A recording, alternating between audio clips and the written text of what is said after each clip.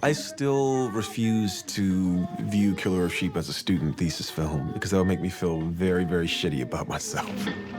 I just don't accept it because otherwise, and no film student should accept it either. You know, you want to set manageable goals for yourself, and living up to this film is not a manageable goal as a student. And I think Charles put so much thoughtfulness into how this film was made. Typically, you think, oh, because there are less elements to work with, there's less thought that goes in. Oh, you have a million different things to work with. You have to be more thoughtful. Usually that's the opposite. The less raw material, the less resources you have, the more thoughtful you have to be to build them into this very cohesive thing.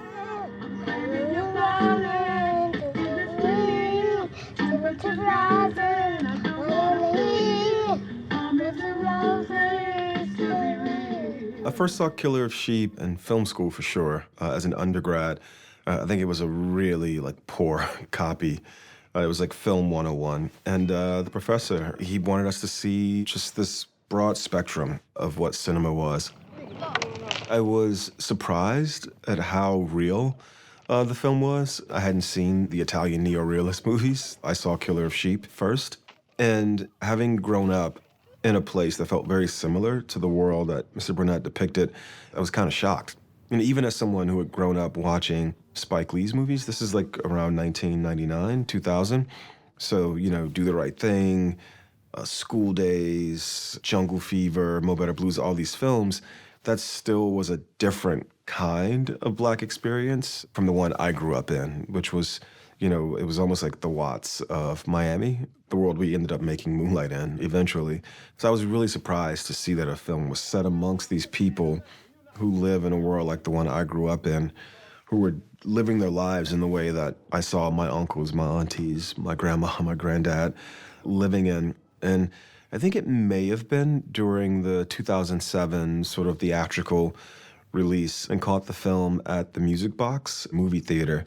And so I saw it then, and even at that point I hadn't made a feature film, but my film vocabulary was maybe a bit more advanced, and I got a greater appreciation of the beauty and the cinema language of the film. Hey, Junior, where you going?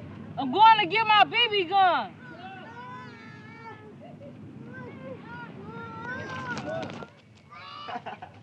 Push, you guys! You ain't doing a push! Hey man, what you doing? Okay, get me, Jana. What I think is really interesting about the film, unique about it, is Charles shot the film around 72, 73. It didn't really premiere until 77. So it had this really long gestation sort of in the can. But it's this document of what LA, South LA was like in the early 1970s, which is just post-civil rights and the deindustrialization of the workforce in this country. And you have to remember that so many Black folks from the American South have migrated to California. My dear, can I have $1? Tell long-headed boy, how many times I tell you don't call your mother my dear? You ain't in the country or something. And so it's interesting to see this depiction of, in some ways, this nucleus of Black American life, which is rooted in the American South, but it playing out in a place like Los Angeles. This feels like my hood, even though couldn't be from farther away, literally the opposite sides of the country. And I hadn't seen that version of Black LA life before encountering Killer of Sheep. Because even the more contemporary depictions of LA that I saw before seeing this film, like Boys in the Hood, it didn't have this really West Coast ethos, which was something people were really leaning into when that film was made. But I think when Charles made this film, it was just Black folks existing in the connective tissue between their lives then and the migration pattern out from the South. When was the last time you've been in church? I'm back home.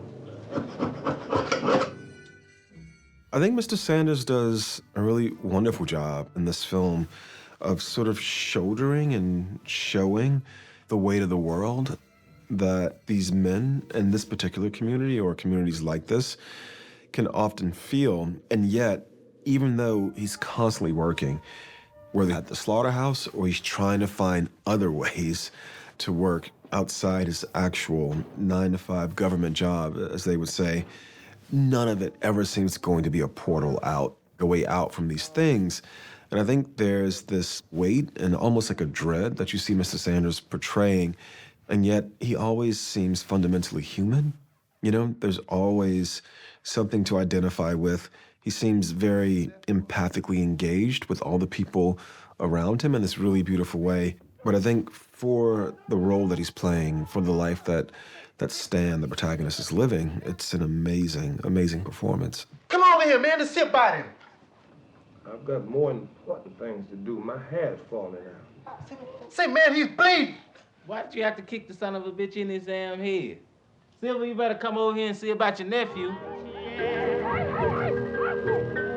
There's just so much of the movie that reminds me of these little things that you would see growing up as a kid. It was interesting rewatching the film this time and seeing just how much of the children's point of view the movie's told from. It keeps jumping between Stan and his world and the children in their world. And that scene where the soldier comes home and it's clearly he's been stepping out on his wife and she's got the pistol. And you see him try to go up the stairs, but then Charles cuts to all these children watching this domestic drama play out. And none of them are afraid they're gonna get shot, which is what I love. Throw my goddamn shit. They're not in danger, you know?